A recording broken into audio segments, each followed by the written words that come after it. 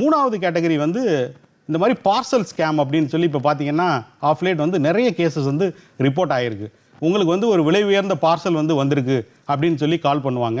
கால் பண்ணி நீங்கள் அந்த பார்சலை வந்து ரிசீவ் பண்ணணும் அப்படின்னா அதுக்கு வந்து ப்ராசஸிங் சார்ஜஸ் வந்து இருக்குது, இல்லை இது வந்து கஸ்டம்ஸ்லேருந்து கிளியர் பண்ணுறதுக்குள்ளே டியூட்டி வந்து கொடுக்கணும், இப்படின்னு ஒரு சினாரியோ. நீங்கள் கட்டினீங்க அப்படின்னா உங்களுக்கு வந்து பொருள் வராது. ரெண்டாவது சினாரியோ வந்து த்ரெட்டனிங் மோடில் வரும். எப்படி அப்படின்னாக்க, நாங்கள் வந்து கமர்ஷியல், அதாவது கஸ்டம்ஸ் டிபார்ட்மெண்ட்லேருந்து கால் பண்ணுறோம், உங்கள் நேமுக்கு ஒரு பார்சல் வந்திருக்கு, அந்த பார்சலை நாங்கள் வந்து அனலைஸ் பண்ணும்போது உங்களுக்கு ஒரு இல்லீகல் குரூப்ஸோட ஒரு கான்டாக்ட் வந்து இருக்குது, ரைட்?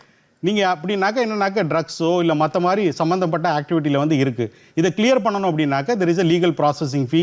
நாங்கள் வந்து அட்வொகேட்டை இதை இன்வால்வ் பண்ணி இல்லை போலீஸை இன்வால்வ் பண்ணி உங்களுக்கு வந்து ஹெல்ப் பண்ணுறோம், இதுக்கு நீங்கள் 40,000 ரூபா பே பண்ணணும் அப்படின்னு சொல்லி. நீங்கள் பே பண்ணிங்கன்னா அடுத்து வந்து கஸ்டம் டியூட்டி இருக்குது, ப்ராசஸிங் சார்ஜ் இருக்குது அப்படின்னு சொல்லி பண்ணுவாங்க.